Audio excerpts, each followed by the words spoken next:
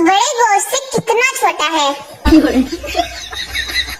है वो लड़कियाँ जो अपनी अम्मी को बात समझाने लगती हैं तो आगे से जवाब आता है तू मेरी माँ ना बन। पठान ने अपनी मंगनी तोड़ दी क्योंकि लड़की कवारी थी। पठान ने सोचा कि जो आज तक किसी की नहीं हुई वो मेरी क्या होगी। लड़की मैंने मिठे अम्ब चूपे तो मेरे हाथ और कपड़े लिबड़ गए। लड़का बड़े हाजी साहब इसीलिए समझाते हैं चिट्टे कपड़े पहनकर अम्ब नहीं चूपा करते।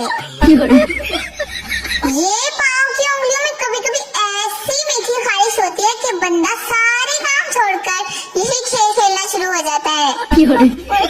वो पूछना ये था कि जिसने पहली बार दही बनाया होगा उसे दही कहाँ से लिया होगा।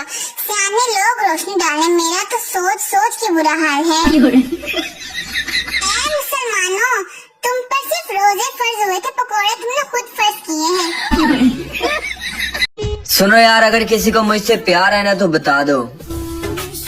यूं घुट घुट के जीना अच्छी बात नहीं है।